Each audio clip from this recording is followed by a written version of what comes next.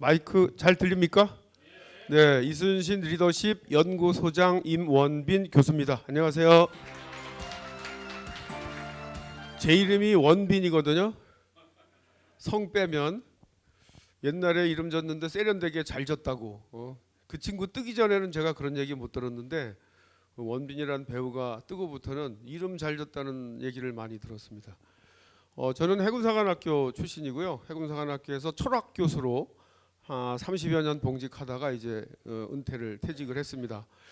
그런데 제가 한 30여 년 전에 이순신 장군님 연구를 시작했어요. 제 전공이 이제 동양 철학이고 그러다 보니까 이제 한문을 가지고 이제 연구하는 상황이 되고 또 이제 중국의 고대 철학을 쭉 연구하다 보니까 전쟁을 전문적으로 연구하는 그런 학파도 있더라고요. 병가, 전쟁 병자, 집가자를 써서 병법 그러는 게 더 쉽겠죠. 병법의 대가 누가 있습니까? 손자. 제가 그분을 좀 공부하다가 어느 날 갑자기 문득 이런 생각이 들었어요. 이순신 장군님, 이분 도대체 어떻게 싸웠길래 임진왜란, 정유재란 7년여 전쟁 기간 동안 벌인 40여 회, 50여 회 해전을 한 번도 안 지고 다 이기셨을까? 여러분 한 번도 안 지고 다 이기신 건 알고 계시죠?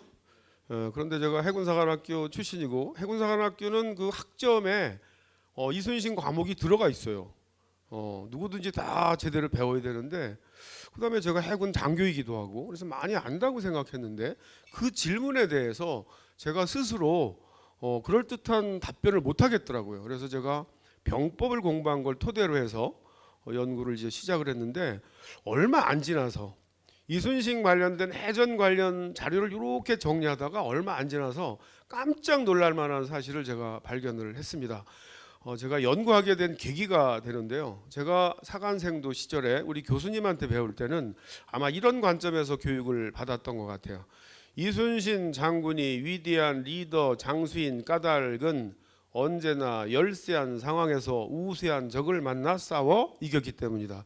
그러면서 우리 교수님이 들어주는 대표적인 해전 사례가 여러분 다 잘 아실 것 같은 한산해전, 명량해전이에요.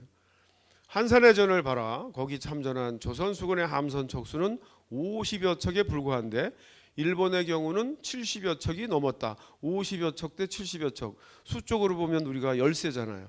그럼에도 불구하고 뭐 하객진 등등 뭐 이런 전략 전술을 구사해서 승리했다. 그러므로 위대한 리더여 장수다. 이게 우리 국민들이 알고 계시는 기본적인 시각이 아닐까 그런 생각을 해보는데요. 교수님이 이제 한술 더 뜨세요. 한산해전은 잽도 안 된다. 비교도 안 된다. 명량해전을 봐라. 2014년 영화 명량 대개 보셨나요? 명량해전에 참전한 조선수군의 함선 척수 몇 척입니까? 뭐 12척, 13척, 10여 척 그러잖아요. 그죠? 10여 척이라고 쳐요. 그럼 명량해전에 참전한 일본 수군의 함선 척수는요? 많이 알려진 게 300여 척이에요. 10여 척을 가지고 300여 척과 싸워 이겼대요. 그 영화 보시니까 저렇게 이겼구나 이해가 다 되시던가요? 저는 그거 보니까 더 궁금하던데. 이 명량해전은 그때 사람도 궁금했어요. 10여 척을 가지고 많이 알려진 게 이제 300여 척이니까 실제로는 133척이에요. 그래도 그렇지 13척을 가지고 133척과 싸워서 어떻게 이겼단 말이야. 당시 임금 선조도 궁금했어요. 아니 이기긴 이겼다는데 도대체 어떻게 이긴 거야. 이 명량해전은 시간이 지나면서 제가 이렇게 추적을 해봤더니 점차 신화화 전설화되는 경향성을 보입니다. 실제는 13대 133인데 조금 지나니까 아니래. 일본 수군의 함선 척수가 자꾸 늘어나요. 아니래 300여 척이었대. 아니래 500여 척이었대. 600여 척이었대. 1000척이었대. 이거 다 자료 나오는 거예요. 마지막 가서는 아니래 부지기수였대. 이해되시죠? 그 수를 헤아릴 수 없을 정도로 무지무지하게 많았대. 우리는 10여 척 그대로 있어요. 여기에 이제 함정이 있는 것 같습니다. 우리 일반적인 사람들은 위대한 리더 장수라고 그러면 10여 척을 가지고 133척과 싸워 이긴 것보다는 10여 척을 가지고 300여 척, 500여 척, 600여 척, 1000척 이 갭이 크면 클수록 더 훌륭한 리더 장수라는 생각을 가지고 있는 거예요. 그렇지 않습니까? 예, 보통 다 그렇게 생각하세요. 그래서 이순신 장군을 마치 일당백하는 무협지의 주인공 같은 그런 리더로 우리 국민들 거의 대부분 머릿속에 각인된 게 아닌가. 근데 제가 이제 연구를 시작하면서 해전 관련된 자료를 쭉 정리하다가 깜짝 놀랐다 그랬잖아요. 언제나 열세한 상황에서 우세한 적을 만나 싸워 이겼다고요? 이순신 장군이? 아니더라고요. 아니에요. 명량해전만 열세예요. 명량해전은 누가 봐도 열세입니다. 13대 133. 그런데 명량해전 이외의 거의 대부분의 해전은 이순신 장군이 지휘하는 조선 수군의 함선 척수가 일본 함선 척수보다 훨씬 많더란 말이에요. 제가 깜짝 놀랐어요. 맨날 우리는 열세한 상황에서 우세한 적을 만나 이런 무협지 주인공 같은 그렇게 이해를 했는데 실제 해전의 데이터는 정반대였어요. 제가 병법을 공부 안 했으면 잘 몰랐을 텐데 뭐가 잘못됐는지 금방 알았습니다. 관점이 여러분 잘못됐어요. 그래서 관점을 제가 이렇게 바꿔봤습니다. 이순신 장군이 위대한 리더요 장수인 까닭은 언제나 열세한 상황에서 우세한 적을 만나 싸워 이겼기 때문이 아니라 어떤 상황에서도 인위적으로 우세한 상황을 조성해서 분산된 열세의 적과 싸워 이겼기 때문에 위대한 리더요 장수다. 여러분 이 관점의 차이 구분되십니까? 한마디로 1대 10, 1대 20, 1대 30의 열세한 상황에서 뭐 어떻게 용전분태가지고 승리했기 때문에 훌륭한 리더라는 겁니까? 아니면 싸우기 직전까지 어떤 방식으로든 10대 1, 20대 1, 30대 1의 우세한 상황을 만들어 놓고 싸웠기 때문에 훌륭한 리더라는 겁니까? 여러분 후자예요. 그래서 확 바꾸셔야 돼요. 요거 하나만 가지고 이렇게 조금 새롭게 정리된 내용을 중심으로 오늘 포커스가 이제 리더십이기 때문에 이 문제를 주제로 말씀을 드리도록 하겠습니다. 제가 이제 그 강의 시작하면 대개 이렇게 한번 물어봅니다. 우리 수강자들한테. 우리 국민들이 다 존경하세요. 이분을 사랑하고 존경합니다.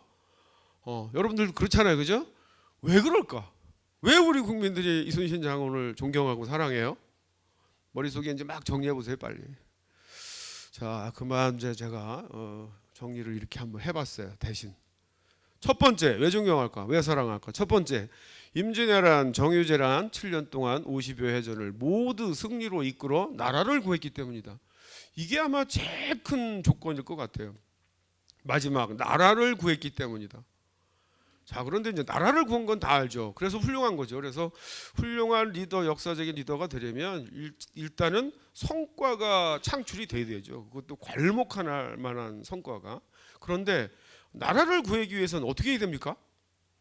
50의 해전을 모두 승리로 이끌어야 돼요. 이제 여기서 이제 우리 리더십하고 연관이 되는 거죠. 어떻게 하면 그 50의 해전을 모두 승리로 이끌어요? 그냥 이길 수 있습니까? 군의 리더, 수군의 리더라는 측면에서 봤을 때 적어도 모든 해전을 승리로 이끌기 위해서는 병법, 전략, 전술, 리더십에 정통하지 않고는 불가능한 거죠. 그래서 일본으로부터 우리가 이제 추출할 수 있는 게 이순신 장군님 어떤 분이라고요? 나라를 구한 실력 있는 사람이다. 그래서 저는 리더십 얘기할 때 한 가지만 얘기해봐라 그러면 일단은 실력이 있어야 된다. 리더가 속한 조직의 직무지식에 정통하지 않고는 절대로 좋은 리더가 될 수가 없어요. 자, 두 번째, 정의가 승리하는 역사, 정의가 승리하는 사회를 만들어야 한다는 가치의식을 지녔기 때문이다. 여러분 뭐 초등학교 시절부터 이순신 장군님 위인전을 보면 이순신 장군님 원리원칙주의자고요. 불의와 타협하지 않았고요. 부당한 명령을 내리면 직속 상관이라 하더라도 막 들이박아요. 그래서 막 갈등이 유발되고 그럽니다. 어떨 때는 심지어는 임금 선조명도 제대로 듣지 않아가지고 나중에 막 파직되는 상황도 이제 있게 되는데, 자, 그래서 이제 이것을 정리하면 오늘날 대한민국의 리더십과 연관시켜서도 아주 중요한 부분입니다. 이순신 어떤 분이라고요? 불의와 타협하지 않은 정의로운 사람이다. 요게 이제 우리가 하나 추출할 수 있는 분야고요. 또 하나 마지막 진짜 중요하죠. 어떤 분 하나밖에 없는 목숨을 마지막 노량해전에서 버리시잖아요. 하나밖에 없는 목숨을 나라와 백성을 위해서 바쳤기 때문이다. 다 자기 중심으로 살고 있고 자기의 이익을 추구하고 있는 우리 세태, 그때나 지금이나 미래에도 저는 뭐 사람 사는 세계는 비슷하다고 봐요. 자, 그럼에도 불구하고 누군가는 전체 전체 공동체를 생각하는 사람이 반드시 있어야 되는데 이분이 이제 그런 족적을 남기신 분이죠. 어떤 분이라고요? 나라와 백성을 위해서 헌신 희생하신 분이다.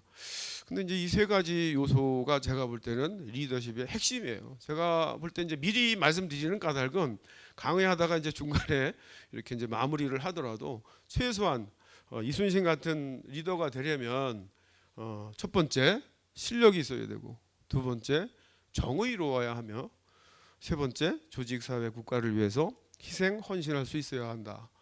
이게 뭐 과거나 현재나 미래에 이순신이라는 분이 한국적 리더의 영원한 표상 모델이 되는 이유가 아닐까, 그런 생각을 해봤습니다.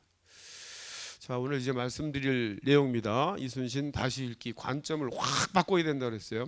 일당백하는 무협지 같은 주인공이 절대 아니다. 두 번째, 이순신 리더십을 제가 한 4가지 정도 핵심 자질을 중심으로 설명드릴 것이고요. 시간이 되면 이순신 생태계라는 것으로 마무리를 짓도록 하겠습니다. 관점을 확 바꿔야 된다 그랬어요. 이순신 장군님, 일당백하는 무협지의 주인공이 결단코 아니었다. 이분 할 수만 있다면 10대 1, 20대 1, 30대 1의 우세한 상황을 만들어 놓고 싸운 탁월한 리더였다. 바로 증명 들어가 보겠습니다. 이순신이 중심이 된 조선 수군은 임진왜란이 벌어지는 1592년 첫 해에 4차례 출동 16번의 크고 작은 해전을 벌이는데요. 제1차 출동, 임진왜란은 1592년 4월 13일 날 발발하는데 최초의 출동은 5월 4일 날 이루어집니다. 한 20여일 동안 이제 준비를 해서 처음으로 조선 수군이 이제 출동을 해서 해전에서 일본 수군과 이제 해전을 벌이는 그런 상황이 전개가 됩니다. 1592년 5월 달에 1차 출동 상황에서 3번의 해전이 벌어지는데, 여기서 딴 거 보지 마시고 단순하게 조선과 일본의 함선 척수만 그냥 한번 단순하게 비교해 보세요. 옥포해전 91대 30, 하포해전 91대 5, 적진포해전 91대 13. 파란 게 조선이에요. 제가 처음에 이 데이터를 정리하면서 깜짝 놀랐어요. 늘 우리가 들을 때는 이순신 장군은 언제나 열세한 상황에서 뭐 무수한 적을 만나, 이런 스토리로 제가 이해를 했는데 첫 번째부터 정반대예요. 조선 수군의 함선 척수가 훨씬 많아요. 해전 결과는 어떻게 됐을까요? 옥포해전에서만 4척 살아남고요. 나머지 모조리 격파됩니다.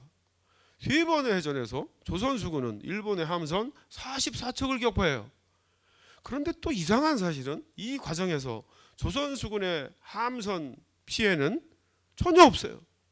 조선 수군은 단 한 척도 격파되지 않습니다. 옥포해전 여기 전무 이상하지 않습니까? 2차 출동 다시 이제 돌아와서 준비를 해가지고 대개 한 달에 한 번 나가요. 준비해서 나가서 일주일이나 열흘 동안 작전하고 돌아옵니다. 6월 초에 2차 출동을 나갑니다. 여기에서 4번의 해전이 벌어지는데 이것도 단순하게 함선 척수만 그냥 한번 비교해 보세요. 4번의 해전이 벌어지는데 사천해전 26대 15, 당포해전 26대 21, 당항포해전 51대 28, 율포해전 51대 7. 우리가 조금 많거나 훨씬 많아요. 맞죠? 전투 결과는요? 기가 막혀요. 제가 못하는 영어로 표현해 볼게요. 퍼펙트. 4차례 해전에서 72척을 조우하는데 조우한 72척을 모조리 격파합니다.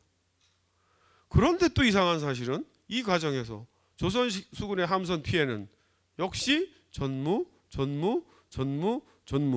전현무가 아니에요. 자, 제3차 출동 7월 초에 나가요. 여기서 이제 여러분들이 잘 아시는 한산해전이 임진년 제3차 출동 때 이제 벌어지는 건데, 우리는 늘 한산해전도 우리가 뭐 열세다 수적으로도 어쩌고 저쩌고 이렇게 이제 많이 배웠는데, 제가 보니까 수적으로도 우리가 열세가 아니에요. 더 많아요. 그다음에 이 한산해전은 제가 이렇게 연구를 해봤더니 이길까 질까를 고민한 해전이 아니에요. 이순신 장군이 승리를 확신하고 벌인 대표적인 해전이 한산해전이에요. 이분은 한산해전을 하기에 앞서서 말씀드린 것처럼 이길까 질까가 문제가 아니었어요. 저 배에 타고 있는 일본 병사들까지 어떻게 하면 다 없앨 수 있을까? 이거 고민한 거예요. 이때 70여 척이 한산도가 앞에 있는 견내량에 70여 척이 이렇게 정박해 있었는데 그거를 한산도 앞 넓은 바다로 유인해 끄집어내요. 왜? 그 견내량이라고 하는 좁은 포구는 좁아요. 우리는 포를 쏴야 되는데. 그 다음에 일본 애들은 해전을 하다가 불리하면 배를 포구에다 대고 육지로 그냥 도망가 버려. 그러니까 우리가 빈 배만 깨잖아요. 이거 안 되잖아요. 그래서 한산도 앞 넓은 바다로 끄집어내 가지고 퇴로를 차단하고 완전히 모조리 다 잡을 계획을 세웠습니다. 이 장계가 기록에 남아 있어요. 그리고 이 한산해전은 보시는 바와 같이 일본의 함선 73척 가운데 59척을 격파 및 납포합니다. 14척이 도망가요. 또 이 과정에서 우리 함선은 역시 단 한 척도 격파가 안 돼요. 자, 3차 출동 때 안골프 해전까지 합치면 약 한 79척 정도가 여기서 격파가 돼요. 그러면 여러분 1차, 2차, 3차 누적하면 우리는 일본의 함선 195척을 격파합니다. 우리는 빵. 여기까지만 봐도 여러분들이 이상해야 돼요. 이상하네. 아무도 전쟁 준비 안 했다는데? 뭐 저런 전쟁이 있어? 자, 마지막 출동까지 한번 가볼까요? 4차 출동. 이게 이제 부산포 해전과 관련이 있는 거죠. 1차, 2차, 3차 출동해서 7번의 해전을 모두 승리로 이끈 다음에 여수에서부터 노를 저어가지고 부산포까지 오는 거예요. 한번 생각을 해보세요. 바다에서 노를 져가지고 여수에서부터 부산포까지 와요. 이 오는 과정에서 이제 몇 척 이렇게 까부수고 부산포로 딱 들어가 봤더니 470여 척이 쫙 정박해 있는 거예요. 처음으로 우리가 이제 수적으로 열세인 것처럼 보여요. 그런데 여러분 부산포 해전은 우리가 생각하는 것처럼 그런 명실상부한 해전이 아니에요. 일본 애들이 안 나와요.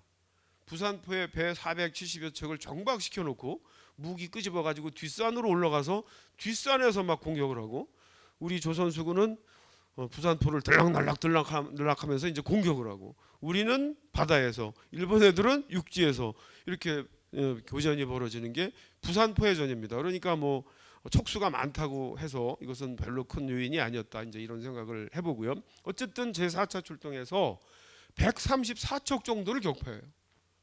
그런데 이 과정에서도 조선수군의 함선은 단 한 척도 격파되지 않습니다. 그러면 여러분 임진년 첫 해에 4차례 출동 16번의 크고 작은 해전에서 우리는 일본의 함선 330척 이상을 격파해요. 그런데 우리는 단 한 척도 격파가 안 됩니다.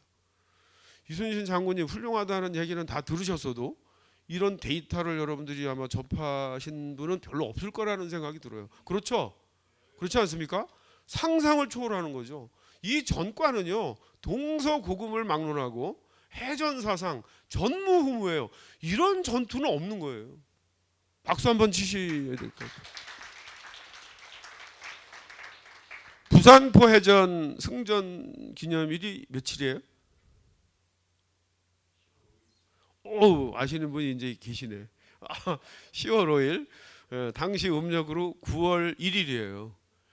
이걸 기념하기 위해서 부산 시민의 날이 이날이에요. 다 아십니까? 옛날에는 다 모르시던데 이제 조금 많이 좋아지셨네. 자, 330대 빵. 여러 가지 얘기가 생각이 들 거예요. 저도 처음에 그랬어요. 이게 뭐지? 이게 뭐 하늘이 내린 군대도 아니고 아니 전쟁에서요. 한 뭐 6대 4로 이겨도 잘하는 거고요. 7대 3으로 이기면 어마어마하게 잘하는 거예요. 전쟁에서 전투에서. 근데 8대 2도 아니고 9대 1도 아니고 10대 빵이에요. 이게 지금 330대 빵. 그렇지 않습니까? 어떻게 이런 현상이 벌어졌죠? 여러 가지 뭐 여러분들이 생각이 드시겠지만 되게 여러분들은 요 결과를 가지고 보면 여러 가지 생각이 드시겠지만 되게 두 가지 정도의 큰 의문점을 가지셔야 됩니다. 첫 번째는 이상하네. 일본의 함선 척수가 우리보다 훨씬 많을 텐데 어떻게 구체적인 해전 국면에 가보면 우리가 더 많어?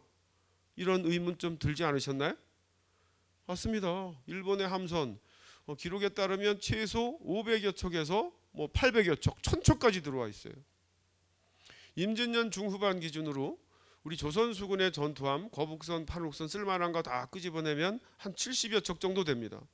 일본 거 쓸만한 거 다 끄집어내면 한 700여 척 정도 된단 말이에요. 만약에 일본의 함선 700여 척이 넓은 바다로 다 나오고 조선 수군의 함선 70여 척이 넓은 바다로 다 나와서 70척과 700척이 넓은 바다에서 맞짱 뜨면 우리가 이긴다는 보장이 없어요.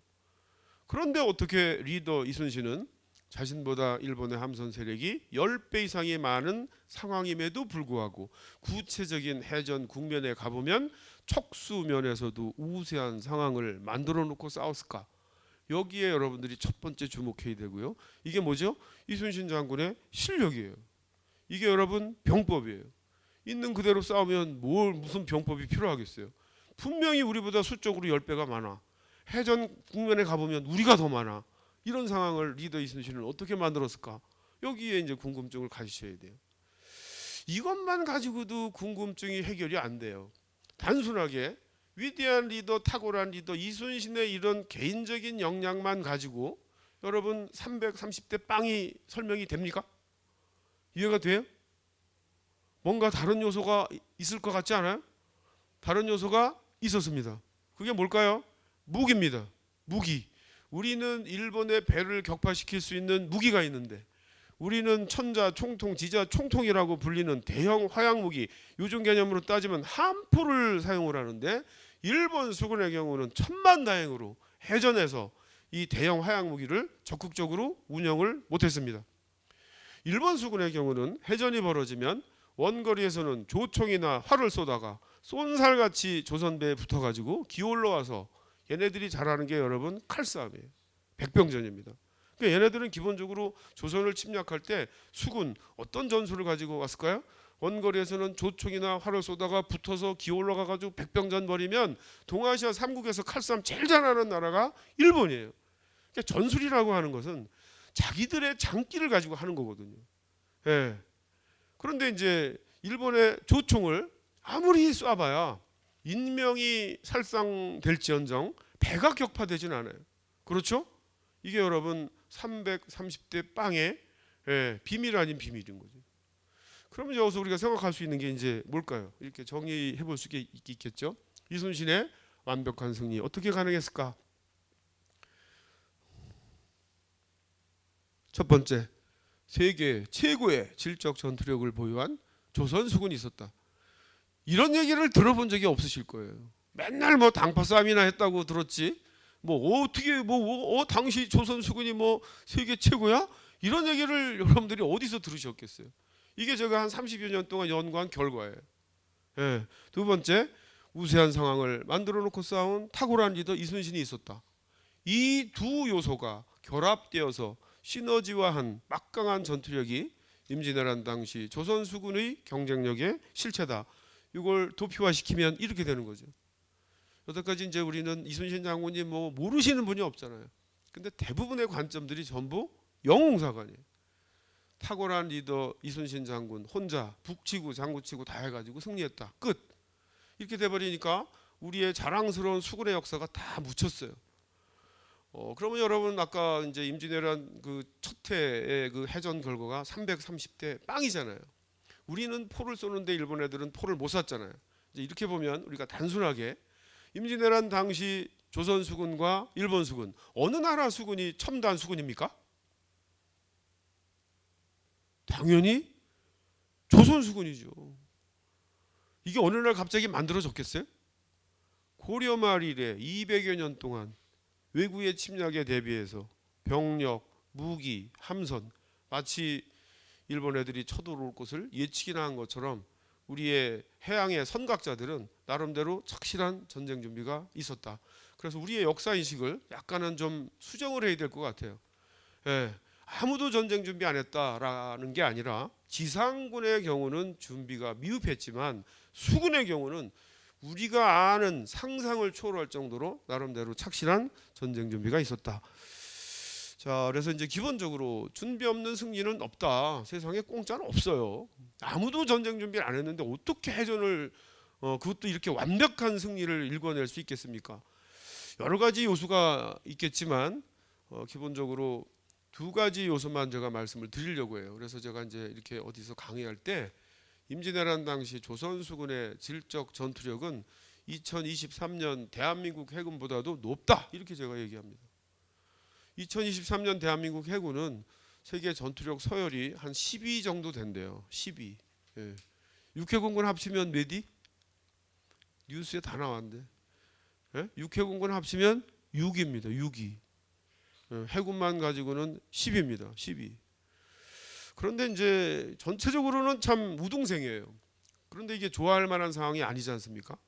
우리가 살고 있는 이 동북아시아에는 해군력 1위부터 4, 5위가 다 있어요. 예. 우리가 전 세계에서는 10등인데 우리가 살고 있는 동북아시아에서는 꼴찌예요. 1등 미국, 2등 러시아, 3등 중국, 4등 일본, 5등 대한민국이에요. 북한은 볼 것도 없어요. 자, 그런데 임진왜란 당시 조선수군의 주력 전투함 판옥선, 거북선은 동아시아 최고의 전투함입니다. 1대1로 붙어가지고 우리의 함선을 이길 수 있는 전투력을 가진 배가 명나라에도 없어요. 일본에도 없습니다. 자, 그래서 이제 위대한 리더 이순신에도 이제 우리가 주목해야 되지만 나름대로 우리의 조상님들이 당파 싸움만 한 것은 아니었다.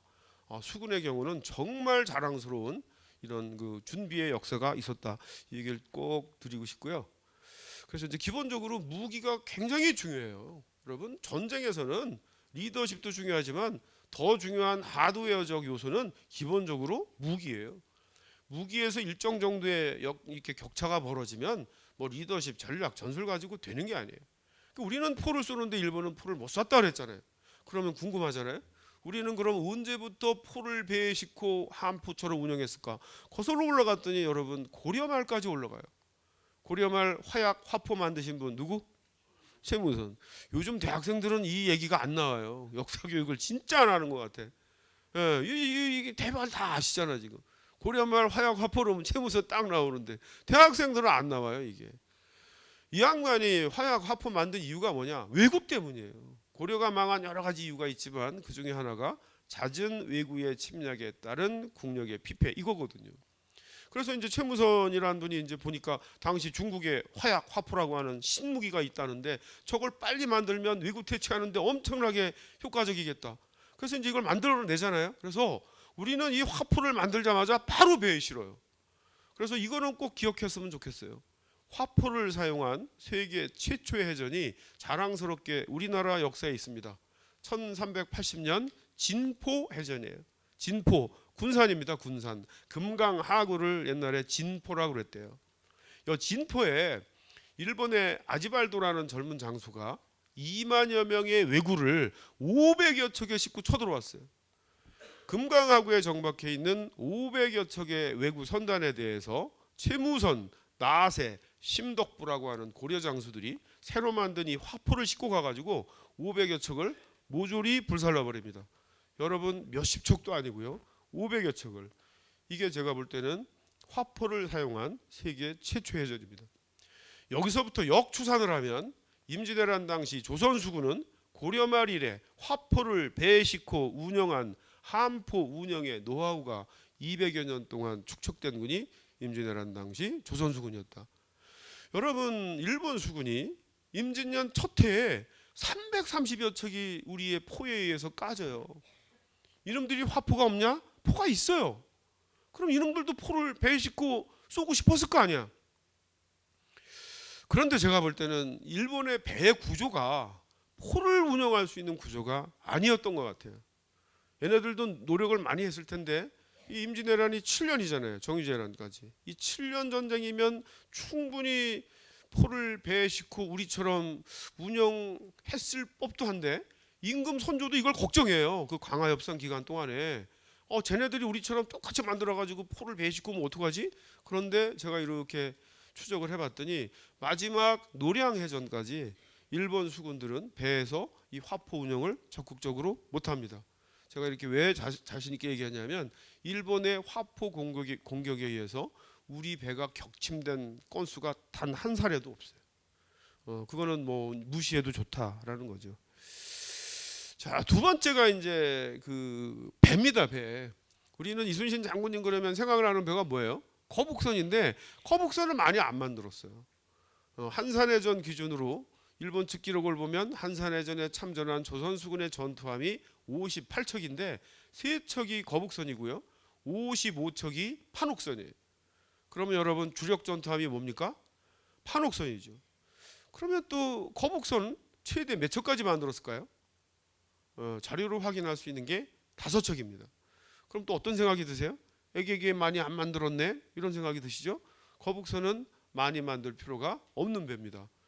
그 배는 돌격선 용도로 만들어진 특수선이기 때문에 뭐 척수가 많을 필요가 없었던 것 같아요. 척수는 적었지만 상징적인 효과는 굉장히 컸다. 거북선 뒤에서 잠깐 설명드리겠습니다. 자, 주력 전투함이 판옥선이에요. 판옥선이 어떤 배예요? 판옥선의 가장 큰 특징이 뭘까요? 판옥선의 가장 큰 특징은 크다는 데 있어요. 큰 배입니다. 임금님 큰 배를 만들어야 됩니다. 라는 대선 건조 논의가 임진왜란 발발 71년 전부터 조선 조정에서 본격적으로 논의가 시작이 됩니다. 임금님이 깜짝 놀라요. 아니 배가 이렇게 많은데 뭔 또 새로운 큰 배를 만들자는 거야? 신하가 뭐라고 그러겠습니까? 예 임금님, 우리가 수군을 가지고 있기 때문에 왜구가 쳐들어오면 맞서 나가서 원거리에서 활을 쏘는데 저놈들도 활을 쏩니다. 그런데 저놈들은 활을 쏘다가 쏜살같이 우리 배에 붙어가지고 기어올라 와서 칼싸움을 벌이는데 임금님 칼싸움에 관한 한 지존입니다.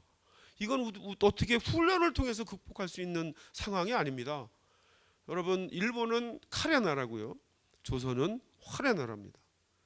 칼의 나라 일본과 활의 나라 조선 싸우는 방식이 완전히 다릅니다. 칼의 나라 일본은 조총이나 활을 쏘다 붙어가지고 접전을 벌여야 돼요. 칼 길이가 약 1m 정도밖에 안 됩니다. 그러니까 적군을 죽이려면 1m 내로 들어가야 돼요. 활의 나라 조선은 어떻게 싸울까요? 붙으면 절대로 안 됩니다. 칼싸움하는 상황을 만들어주면 안 돼요. 우리는 활의 나라예요. 그래서 일정한 거리, 활의 사정권 내에 들어왔을 때 활을 쏴가지고 끝내야 돼. 이걸 뚫고 들어와서 조선 병사들이 칼을 뽑는 상황이 됐다? 이거 이미 끝난 거예요. 자, 그래서 이제 기본적으로 활과 포는 같은 개념이에요. 원거리에서 타격하는 거잖아요. 그렇죠? 임금님이 물어요. 아니 그러면 배를 크게 만들면 그 칼싸움 못하는 문제가 어떻게 해결되는데? 예 임금님, 우리가 배를 크게 만들면 원거리에서 활 쏘다가 저놈들도 활 쏘다가 우리 배에 붙는데 우리 배가 상대적으로 크게 되면 이놈들이 와가지고는 마치 성 아래서 성 위를 올라가는 이 국면이 하나가 추가가 됩니다. 우리가 칼싸움은 못하지만 기어 올라올 때 위에서 아래를 내려다보면서 긴 창을 가지고 찔러대면 경쟁력이 있습니다. 이런 컨셉으로 만들어진 게 대선 판옥선이에요. 그래서 제가 여러분들한테 왜 이렇게 판옥선 크게 만들었다고요? 이렇게 제가 물으면 여러분들은 칼싸움 못해서요, 이렇게 대답하셔야 돼요. 왜 이렇게 배를 크게 만들었다고요? 크게 좀 해보세요. 왜 이렇게 배를 크게 만들었다고요? 응용 문제 내겠습니다. 거북선 왜 이상한 모양의 뚜껑을 덮었을까요? 역시 똑똑하고 훌륭하십니다. 같은 개념이에요. 거북선 뚜껑 덮은 이유가 칼싸움 못했기 때문에. 자, 그것도 뒤에서 이제 제가 설명을 드리겠습니다. 이게 이제 우리의 주력 전투함 판옥선과 일본의 주력 전투함 세끼부네의 가상도예요. 왜 이렇게 크게 만들었다고요? 칼싸움 못해서. 이게 그야말로 맞아 떨어졌어요. 모든 해전에서 일본 병사들은 우리 배 위로 올라오지 못했습니다. 올라오기 전에 함포에 의해서 타격을 받고 활에 의해서 사살이 되고 화공법에 의해서 분멸되는 거의 일방적인 게임으로 해전이 전개가 됩니다. 그렇게 해야 여러분 330대 빵이 되는 거죠. 자, 조선의 주력 전투함 판옥선, 거북선은 당대 세계 최고의 전투함이었고요. 2023년 대한민국 해군 과연 세계 최고가 있는가? 없어요. 굉장히 우수한데, 그래서 제가 어찌 보면 임진왜란 당시 조선 수군의 질적 전투력이 2023년 대한민국 해군보다도 높았다, 이렇게 자신 있게 제가 말씀을 드리는 겁니다. 지금부터는 이제 리더십에 대해서 제가 말씀을 드릴 텐데요. 뭐 여러 가지가 있겠지만 네 가지 자질을 가지고 이제 말씀을 드릴 텐데, 저는 리더가 갖추어야 할 자질을 두 가지 정도로 응축해서 표현해 봐라. 그러면 이렇게 말씀드립니다. 하나는 전문성이고요. 또 하나는 도덕성입니다. 전문성은 실력이죠, 한마디로. 우리말로 표현하면. 도덕성은요, 인격입니다. 그러니까 리더십을 우리 한국적 개념으로 이렇게 설명하면 굉장히 간단해요. 이순신 같은 리더가 어떤 리더라고요? 실력과 인격을 갖춘 리더예요. 어떤 리더라고요? 전문성과 도덕성을 조화롭게 겸비한 한국적 리더의 표상. 이렇게 이제 설명하면 되는 거죠. 2023년 우리 대한민국 국가적인 리더십을 이렇게 한번 조망해 보면 뭐 그 이전도 마찬가지인데, 대한민국 리더들 뭐 똑똑한 사람, 능력 있는 사람은 제가 볼 때는 넘쳐나는 것 같아요. 근데 항상 문제가 뭐냐면 똑똑하고 유능하고 능력 있으면서 플러스 도덕성까지를 겸비한 이런 리더 때문에 이제 항상 문제가 되는 거죠. 물론 실력도 굉장히 중요합니다. 결론은 이 두 가지를 겸비해야 되지만, 대개 뭐 조직이 망하거나 나라가 이렇게 흥망성쇠하는 그런 상황을 보면 항상 도덕성 문제가 더 큰 문제로 다가옵니다. 자, 그래서 이제 기본적으로 전문성 바퀴는 안으로 들어가면 두 가지 요소로 나뉩니다. 하나는 직무지식이고요. 또 하나는 변화, 혁신, 역량입니다. 이순신과 연관시켜 보면 이순신 장군의 직무지식 수준 어느 정도였을까요? 제가 이미 말씀드렸습니다. 리더 이순신은 도대체 어떻게 했길래 자신보다 일본의 함선 세력이 10배 이상 많은 상황임에도 불구하고 구체적인 해전 국면에 가보면 척수면에서도 우세한 상황을 만들어 놓고 싸웠을까? 이게 기가 막힌 거죠. 이게 이순신 병법이에요. 뒤에서 한두 가지만 말씀을 드릴게요. 자, 전문성 밖에 이제 또 하나의 요소가 변화, 혁신, 역량입니다. 세상은 바뀌잖아요. 변화하잖아요. 여기 다 CEO들이신데 각각의 분야가 계속 변화하잖아요. 전쟁도 똑같아요. 예. 그래서 리더는 이 변화하는 상황 속에서 어떻게 거기에 대응할 건가라는 게 중요한 역량이기 때문에 전문성 바퀴에서 이제 하나의 요소를 끄집어낸 건데, 이순신 장군의 변화, 혁신, 역량의 상징 뭘 것 같아요? 당연히 거북선입니다. 리더 이순신은 왜 기존에 포를 쏘는 판옥선이 있음에도 불구하고 왜 이상한 모양의 거북선을 만들었을까? 이 거북선이라고 하는 것은 뭔가 판옥선의 단조로운 포격전을 뭔가 이게 부족함이 있어가지고 그것을 보완할 목적으로 만든 것 같지 않아요? 그렇습니다, 여러분. 뭐가 이 판옥선의 포함 판옥선 뭐가 문제점일까요? 포를 쏘는데 맞기만 하면 끝내줘요. 근데 포가 잘 안 맞아요. 안 맞습니다. 포를 쏘면 800m, 1000m까지 나가요, 피사체가. 근데 당시 포는 포탄이 터지는 포탄이 아니에요. 화약의 힘으로 앞에 쇳덩어리나 뭐 돌이나 이런 대장군전, 장군전 같은 걸 장착을 해가지고 화약의 힘으로 쏘면 그것이 나가가지고 그 배의 옆구리를 빵 쳐가지고 깨트리는 거예요. 터지는 게 아니에요. 그러니까 안 맞으면, 정통으로 안 맞으면 아무 소용이 없어. 그러니까 당시의 포가 지상전에서는 많이 안 쓰였어요. 그런데 해전에서는 이거 맞기만 하면 끝내줘요. 왜 330대 빵이 됐을까요? 이게 뭐 터지는 포도 아닌데. 예, 이게요, 옆구리에 한 방, 두 방만 맞으면 어떻게 돼요? 어떻게 되겠습니까? 예, 옆구리에 뭐가 있어요? 옆구리에 당시 배의 추진력이 노예예요, 노. 그러니까 그 옆구리에 한두 방 맞으면 기동불능이 돼버려요. 움직이질 못해. 그렇게 해놓고 이제 우리가 잘 아는 활을 쏴가지고 전부 죽여버리는 거예요. 그러니까 이게 해전에서는 이게 맞기만 하면 끝내주는 무기라는 게 이제 증명이 된 거죠, 이게. 예. 그러면 그 안 맞는 포가 맞기만 하면 좋은데 안 맞아 잘. 제가 퀴즈 내겠습니다. 어떻게 하면 이 포의 명중률 문제를 해결할 수 있을까요? 예, 한번 나왔어요. 예, 가까이 가서 쏘면 돼요. 제가 볼 때는 한 30m 정도 가서 쏘면 다 맞습니다. 예. 그런데 문제가 뭐냐면 너무 가까이, 이제 예를 들어서 판옥선이 50m에서 포를 빠바방 쐈어요. 안 맞았어. 불발탄이 나왔어. 그러면 당시의 화약 무기의 치명적 결함이 뭐냐면 조총도 그렇고 우리의 총통도 그렇고 한 발 쏘고 나서 재장전하는 시간이 너무 걸려요. 조총의 경우는 30초 이상 걸리고요. 우리 천자총통, 지자총통의 경우는 3분에서 5분 이상 걸려요. 한 발 빠바방 쏘고 안 맞으면 다시 재장전해야 되잖아요. 일본의 배가 50m 노져 오는데 제가 볼 때 1분이면 들어와요.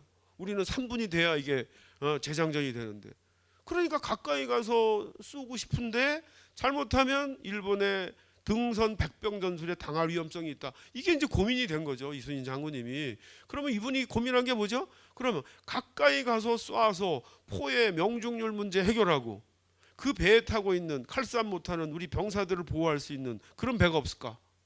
이 두 가지를 만족한 게 거북선입니다. 거북선은 해전이 벌어지면 가장 먼저 적의 대장선을 향해서 돌격합니다.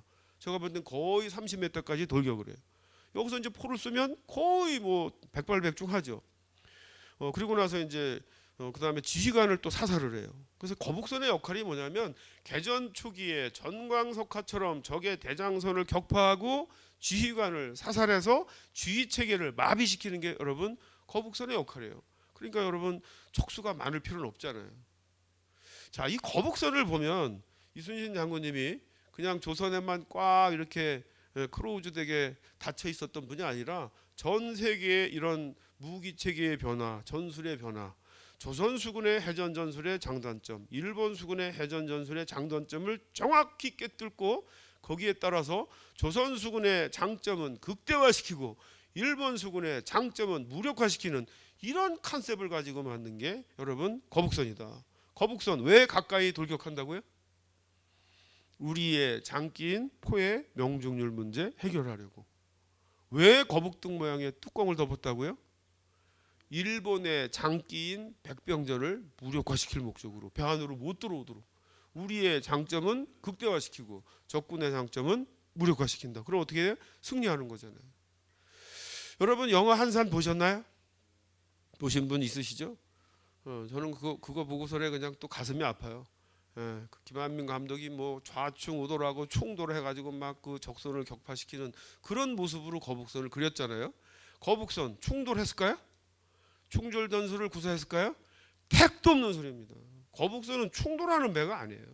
가까이 접근하는 것은 가까이에서 포를 쏴가지고 명중률 문제 해결하려고 한 거예요.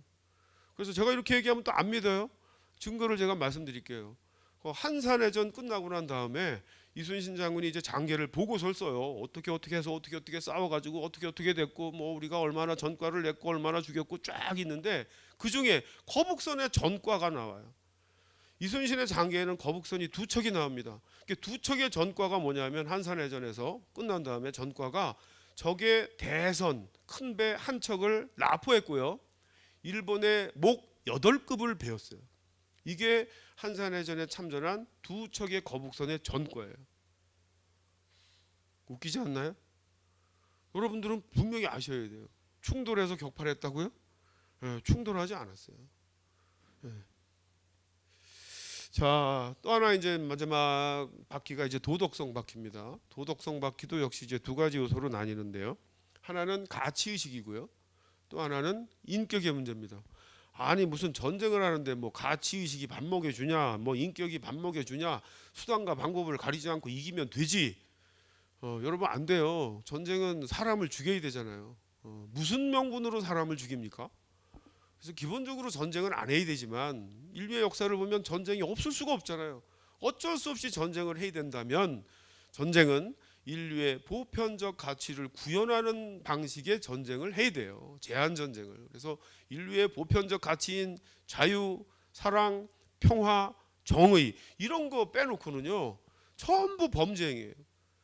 예, 가치 의식이 내포되어 있지 않은 전쟁, 범죄 행위입니다. 히틀러의 전쟁이 그렇고요. 일본 제국주의의 전쟁이 그렇고요. 푸틴의 우크라이나도 그런 것 같고요. 지금 뭐 이스라엘하고 뭐 한마스하고 하는데 참 헷갈려요.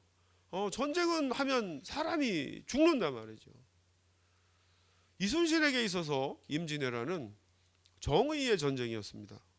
수천 년 동안 조선의 은혜를 입어온 일본이 어느 날 갑자기 아무런 이유 없이 조선을 침략을 해서 백성을 도륙하고 임금이 있는 도성을 침탈하는 만행을 보면서 이분 하늘을 보고 맹세합니다. 이런 불의한 침략 집단에 대해서는 하늘을 대신해서 철저히 응징하여, 이분 표현 그대로 쓰자면 역천과 순천의 도리가 무엇인지를 깨우쳐 주고야 말겠다. 하늘의 이치를 거스른다는 것과 하늘의 이치에 순응한다는 것이 무엇인지, 여러분 그 맹자 명심보감에 보면 다 여러분들 아마 배우셨을 것 같은데, 예? 역천자는 망하고 순천자는 흥한다. 들어보셨나요? 이게 유학의 기본적인 개념이에요. 그러니까 이 임진왜란이 기본적으로 이순신 장군 입장에서 보면 불의한 침략 집단에 대해서 하늘의 이름으로 응징하는 이 전쟁이거든요. 이분 마지막 노량해전에서 전사하시잖아요. 마지막 노량해전은 제가 볼 때 안 해도 되는 해전이에요. 예, 정유재란, 임진왜란 정유재란이 끝나는 게 우리가 뭐 싸워서 이긴 것도 아니고 명나라가 와서 뭐 밀어낸 것도 아니고, 전쟁을 일으킨 도요토미 히데요시가 1598년 8월 달에 병으로 죽어요. 그러니까 그 당시에 울산부터 순천까지 남해 연안에 외성 쌓고 쭉 대치하고 있었는데 나머지 일본 애들은 다 돌아가요. 아무런 저항 없이. 그런데 순천에 있는 고니시 유키나가 소소행장 부대만 조명수군 연합함대에 의해서 퇴로가 봉쇄되어서 이제 못 도망가고 있다가 결국 마지막 노량해전이 벌어지는 거거든요. 소소행장이 이순신 장군한테도 뇌물을 갖다 바쳐요. 전쟁 끝나고 이거 돌아갈 테니까 제발 길을 좀 비켜달라. 이순신 장군님 어떻게 했을까요? 올 때는 네 발로 왔지만 절대로 그냥 못 간다. 니네들이 여기 와서 저지른 7년 동안 범죄 행위가 그거 얼만데 멋대로 돌아가냐고. 단 한 척도 일본으로 돌아가지 못하게 함으로써 7년 동안 저지른 범죄 행위에 대해서 책임을 묻고 정의가 반드시 승리한다라는 사실을 깨우쳐 주고야 말겠다. 이게 여러분 노량해전에 앞서 했던 이순신 장군님의 기본적인 관점이에요. 그래서 저는 노량해전에서 뭐 일본의 함선 뭐 200여 척을 깨부뜨리고 이런 뭐 전과도 중요하지만, 단 한 척도 일본으로 돌아가지 못하게 함으로써 불의한 침략자들의 말로가 어떤 것인지를 똑똑히 보여주고야 말겠다라고 하는 이순신 장군의 가치의식이 반영된 위대한 해전이 노량해전이다. 여러분 이렇게 기억하셨으면 좋겠고요. 자, 도덕성 마케 이제 마지막 요소가 인격의 문제입니다. 인격이 밥 먹여주냐라는 얘기를 많이 들었어요. 제가 조직 생활을 하면서.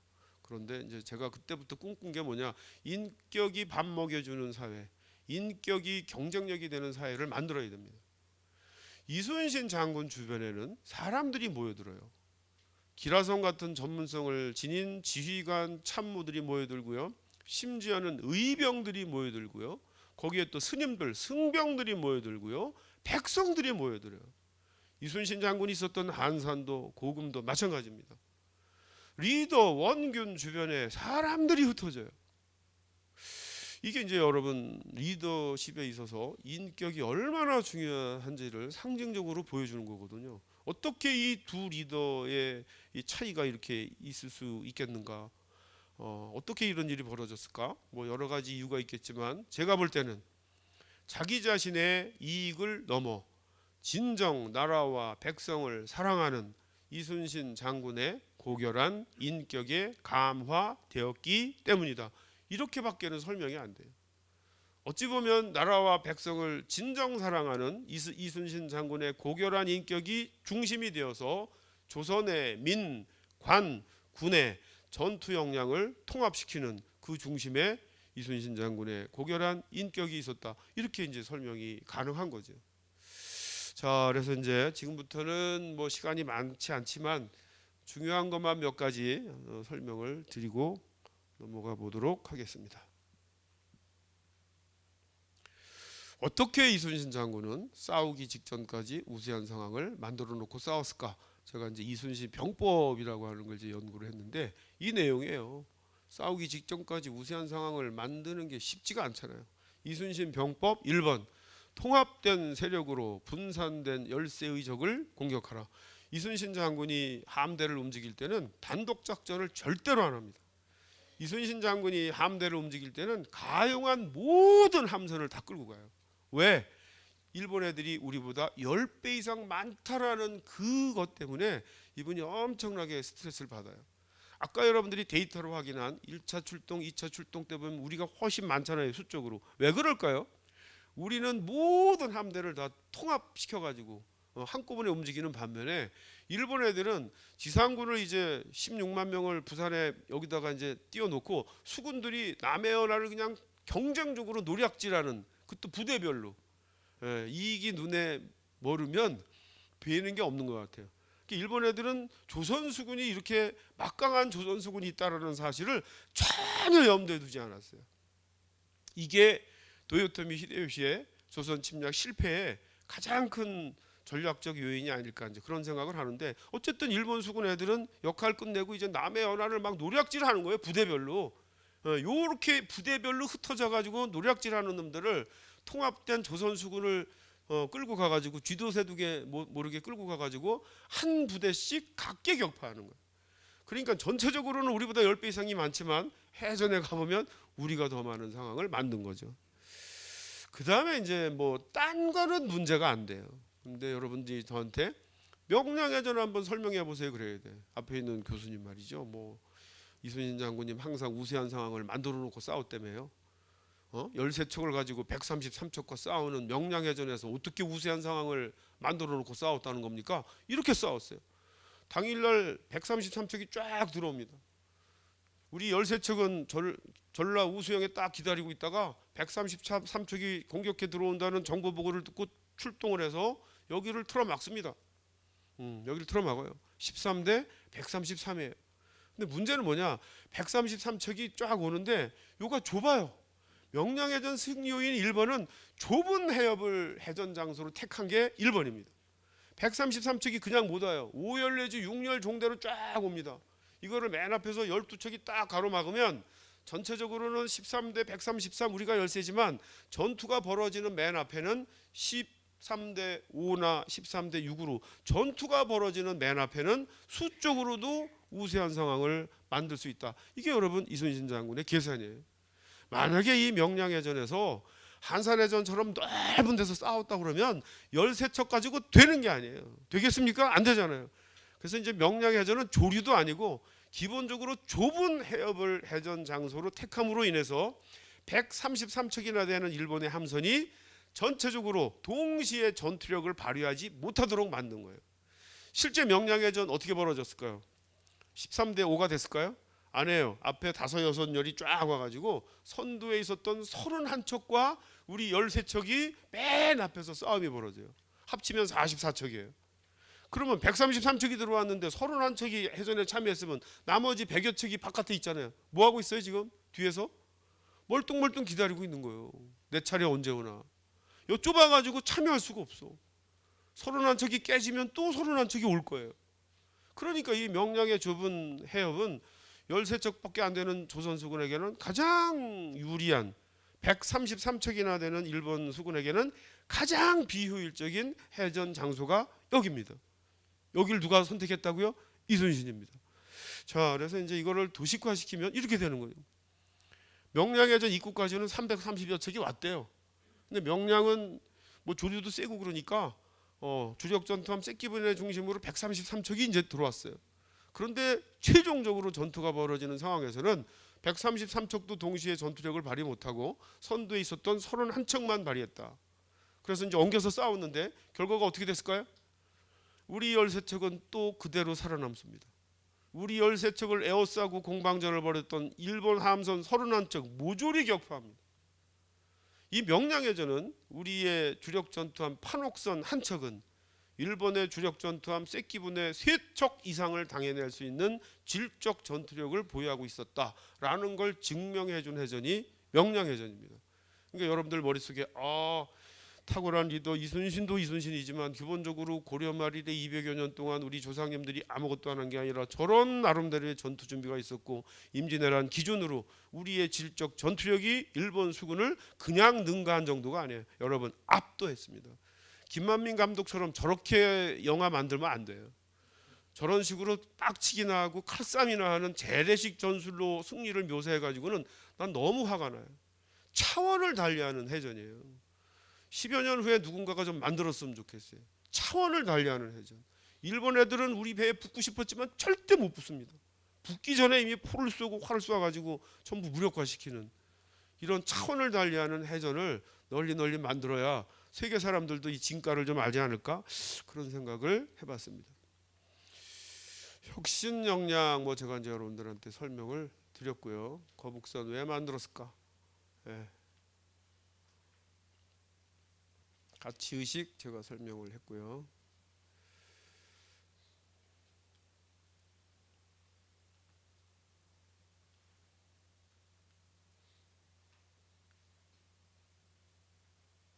고결한 인격이란 나를 넘어 우리를 중심으로 행동하려는 인간 고유의 품격이다.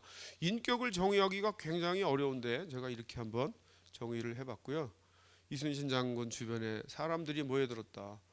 여러분 전쟁은 혼자 하는 게 아니죠. 예. 이순신 장군 주변에 배를 만드는 기술자, 화약을 만드는 기술자 이런 전문가들이 전부 포진해 있어요. 이순신이 통제사의 위치에 있을 때 이런 전문가들이 자기 역량을 마음껏 발휘합니다. 이런 데이터들이 전부 다 있어요. 예. 의병, 승병, 백성이 있어야 돼요. 농사를 져야 7년여 전쟁 기간을 지속을 할 수가 있지 않습니까? 그러니까 이게 뭐 단기간 끝나는 전쟁이 아니라 7년 동안 하는 전쟁이라고 그러면 군인들만 하는 전투가 전쟁이 아니에요. 그래서 전쟁은 기본적으로 국가 총력전입니다.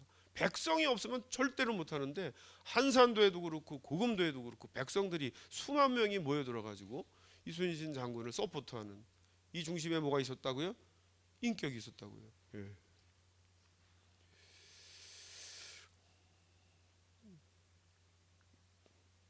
이순신 생태계 시간이 좀 되는 것 같아가지고 몇 분입니까? 그래요? 그럼 딱 좋습니다.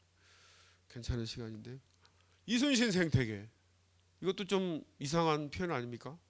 생소한 표현 아니에요? 이런 내용입니다. 이순신 장군처럼 원리 원칙주의자 불의와 타협하지 않은 정의로운 사람이 있으면 뭐합니까? 도태되면 끝이잖아요. 근데 제가 이제 저는 늘 그렇게 한 20여 년 동안 궁금증을 가지고 있었어요. 제가 위인전에서 본 이순신 장군은 원리 원칙주의자고 불의와 타협하지 않은 그야말로 정의로운 그런 인재인데 근데 또 한편 역사 시간에 배운 그 시대의 어떤 그 조정은 맨날 뭐 동인이다 서인이다 당파 싸움만 하고 음모가 난무하고 우리가 사극에서 본 것처럼 그렇게 제가 배웠는데 어떻게 이순신 같은 이런 깨끗한 사람이 정직한 사람이 청렴한 사람이 도태되지 않고 삼두 수군 통제사 해군 대장까지 출세를 했지? 이게 제가 굉장히 궁금했어요. 여러분들은 안 궁금하세요? 자, 제가 한번 물어봅니다. 이순신 장군님, 불우한 분이에요? 출세한 분이에요? 제가 조금 이제 말씀을 드렸죠. 근데 이미지가 굉장히 좀 불우한 것으로 많이 돼 있어요. 이게 아마 사극하고 뭐 소설 드라마의 영향이 아닐까? 매일 뭐 그냥 의군부에 하옥해가지고 막 고문 맞고 말이지 뭐 막 피가 철철 흘리고 막 이런 어떤 모습들 임금 선조 진짜 나쁜 사람 뭐 이렇게 흑백 논리를 이렇게 막 하는 그런 이미지들이 너무 많이 있는 것 같은데 제가 볼 때 이분 출세한 분이에요. 근데 중요한 건 뭐냐면 정의롭고 정직하고 청렴하게 살았지만 출세한 사람이다. 이 시대에 이거 되게 어려운 거거든요. 과연 2023년 대한민국의 전체적인 국가 리더십을 우리가 봤을 때 과연 정의롭고 정직하고 청렴하게 살면 출세하는가? 라는 질문하고 똑같죠. 제가 한 30여 년 전에 한 대위쯤 됐을 때 우리 주변의 사관학교 선후배한테 제가 물어봤어요. 우리가 위인전에서 배운 우리가 학정 교육으로 받은 이순신 같은 사람이 만약에 1980년대 해군 장교로 근무했으면 계급이 어디까지 올라갔을까? 저 자조 섞인 것으로 제가 질문을 했는데 그때 제일 많이 나온 계급이 중령이에요. 요즘은 물어보면 대령 완스타 정도는 나와요. 이게 여러분 우리나라가 그만큼 이렇게 발전했다는 걸 보여주는 거거든요. 그럼에도 불구하고 과연 우리 대한민국 현재 우리의 국가적인 리더십은 우리가 그렇게 막 당파 싸움이나 하고 이렇게 무시했던 임진왜란 당시보다 우리가 더 나을까? 이런 의문점이 있는 거죠. 자, 출세한 분이죠. 이분 32세 무과에 합격을 해서 54세 노량해전에서 돌아가시기 때문에 22년 동안 관직 생활하는데 그중에 전라 좌수사, 정삼품, 해군 투스타 2년, 삼도수군 통제사 종 2품, 해군 대장 6년, 총 8년여 이상을 해군 소장 대장의 위치로 있었고요. 비록 3번의 파직, 2번의 백의 종군이라고 하는 시련의 관료 생활을 했지만 궁극적으로 다시 발탁되어서 자기 역량을 마음껏 발휘할 수 있는 임진왜란 극복의 역사적 주역으로서 역할을 다했잖아요. 제가 볼 때는 이분을 인간적으로 보면 좀 나름대로 복받은 사람이 아닐까? 저는 연구자 입장에서는 그런 생각이 들어요. 과연 지금 우리 주변에 이순신 같은 사람이 있으면 우리는 과연 그를 이런 식으로 역량을 발휘할 수 있는 기회를 줄 수 있는 건강한 사회인가? 우리의 지금 대한민국 사회가? 이런 생각을 자꾸만 하게 되는 거죠. 자, 이분 평소 좌우명입니다. 이순신 장군의 좌우명. 장부가, 여장부가 세상에 태어나서 나라에 쓰이게 되면 죽기로 일할 것이요, 쓰이지 못하면 들에서 농사 짓는 것으로 만족할 것이다. 권세 있는 곳에 아첨하여 한때의 부귀 영화를 훔치는 것 같은 것은 내가 제일 부끄럽게 여기는 것이다. 한마디로 출세지향이 아니라 가치지향의 인생을 살겠다라는 것에 대한 선언인데요. 제가 이렇게 공부를 해봤더니 이분만 이런 좌우명 가진 게 아니라 조선의 그 양반 자제로 태어난 사람들은 유학의 영향을 받아가지고 전부 나름대로 이런 생각을 하고 살았던 것 같아요. 그래서 여러분들이 이제 그 뭐 위인전이나 책에서 본 것처럼 이런 내용들은 이제 뭐 불의와 타협하지 않는 그런 일화들인데 뭐 다 좀 생략하고,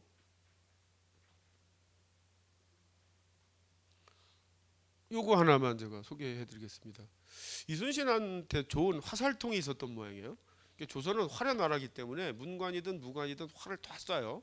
그러니까 당시 정승 국무총리 유전이라는 사람이 이순신한테 좋은 화살통이 있다는 얘기를 듣고 그게 탐이 났어. 어느 날 훈련원에서 같이 활을 쏘는 기회에 이순신한테 넌지시 그 화살통을 나한테 좀 줄 수 없나? 이렇게 얘기합니다. 저 같았으면 얼른 드렸을 텐데 이분 뭐라 그래요? 화살통을 드리는 것은 어렵지 않으나 남들이 대감이 저에게 받은 것을 어떻다 할 것이며 소인이 바치는 것을 어떻다 하오리까? 화살통 하나로 대감과 소인이 함께 더러운 지탄을 받게 되는 것이 미안할 따름입니다. 대단한 얘기입니다. 이게 논리적이에요. 이게 지금 이순신은 한 그 중위 정도 계급이에요. 중위 정도. 중위와 국무총리와의 대화예요. 이게 조선입니다. 상상을 한번 해보세요. 예. 근데 저는 정승유전의 이 답이 또한 멋있어요. 이렇게 중위가 뭔지도 모르고 이렇게 논리적으로 공박을 하니까 이 훈계하는 거나 마찬가지잖아요. 이 정승유전이 뭐라 그래요? 그대 말이 옳다. 이게 통용되는 사회란 말이죠. 이게 이순신만 훌륭한 게 아니라 이순신과 더불어서 이런 가치의식이라고 하는 것이 공유되는, 이게 어찌 보면 임진왜란을 극복하는 정신적인 어떤 힘이 아니었을까? 저는 그런 생각을 해봅니다.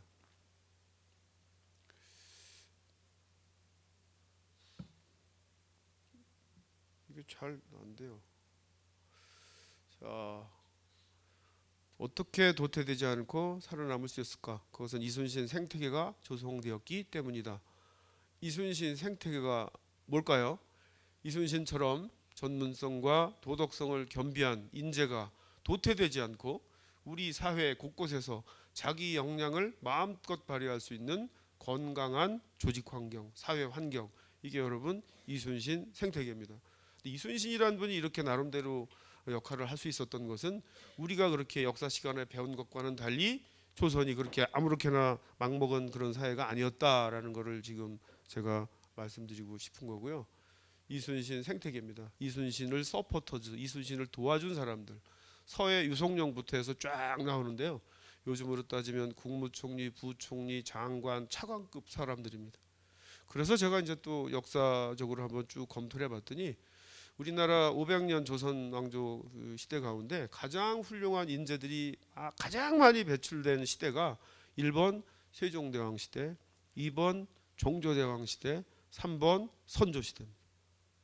여기 이황, 이율곡, 이희, 퇴계, 이황, 여러분 뭐 백사, 이항복, 오성가, 한음, 오리정승, 이원익 등등등 다 이 시대 사람들이에요. 글씨 잘 쓰는 한석봉까지. 자 그래서 이순신이 이순신일 수 있었던 까닭은 이런 이순신과 유유상종하는 수준 높은 이런 네트워크들이 있었기 때문에 이순신이 비록 실현의 관리 생활을 했을지언정 나름대로의 역할을 발휘할 수 있는 기회를 부여받을 수 있었다. 그런 생각을 여러분들한테 말씀드리고요. 그런 면에서 어찌 보면 2023년 대한민국 정부보다도 우리가 역사 시간에 막 그렇게 배웠던 식민사관의 영향이 굉장히 큰 것 같아요. 그래서 우리 그런 역사의 어떤 그 해석도 좀 다른 관점에서 할 필요가 있지 않을까 그런 생각을 해봤습니다. 결론입니다. 대한민국이 선진 인류 사회가 되려면 우리의 구성원들은 이순신 장군처럼 전문성과 도덕성을 갖추기 위해서 노력해야 하는 한편, 여기 이제 우리 CEO님들 많이 계신데 여러분들이 속해 있는 그 조직은 과연 이순신 생태계인지 아닌지라는 걸 한번 이렇게 한번 검토를 해보시면, 만약에 조금 미흡하다면 우리가 지금 이 시대를 살면서 우리 대한민국 사회를 좀 더 좋은 사회로 발전시키는 길은 우리가 속한 그 조직을 이순신 생태계로 만드는 그런 일이 우리에게 부여된 역사적 소명이 아닐까, 이렇게 정리하면서 오늘 강의 마치도록 하겠습니다. 감사합니다.